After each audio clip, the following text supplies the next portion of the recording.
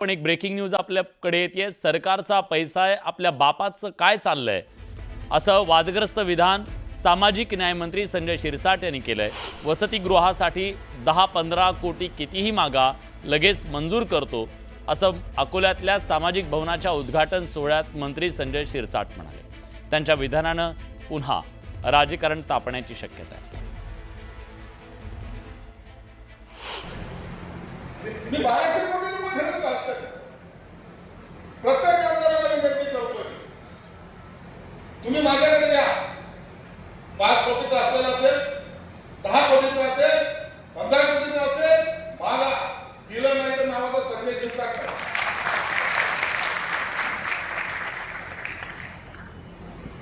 आपल्या बाबत चाललंय का?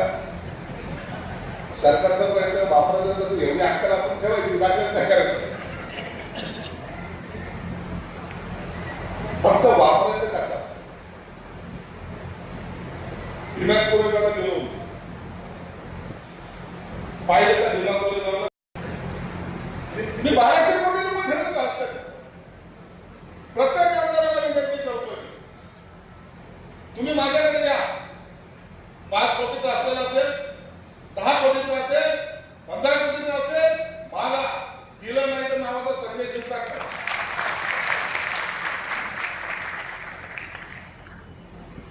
आपल्या बाबत चाललंय का? सरकारचा पैसा वापरायचा तसं एवढी अक्कल आपण ठेवायची, बाकी काय करायचं?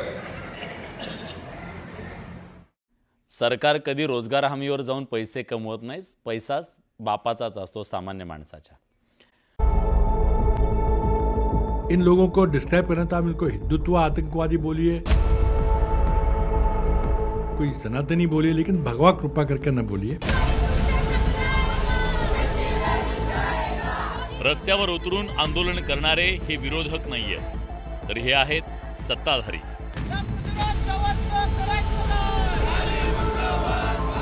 काँग्रेसचे नेते आणि राज्याचे माजी मुख्यमंत्री राहिलेल्या पृथ्वीराज चव्हाण यांच्या एका वक्तव्यानं राजकीय रण पेटलंय।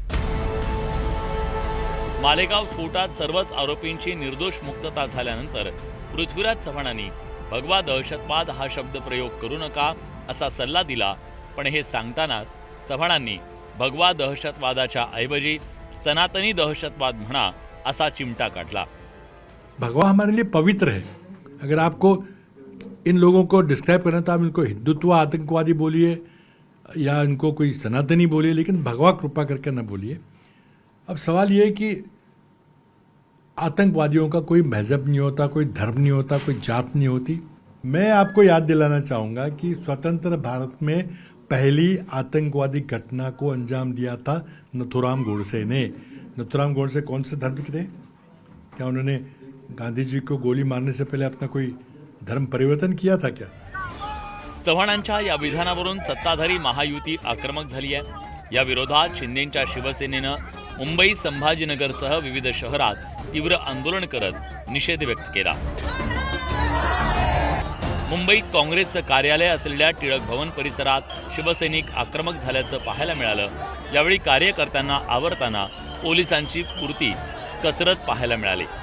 यावेळी शिवसैनिकांनी काँग्रेसच्या भूमिकेवर टीकास्त्र डागलं।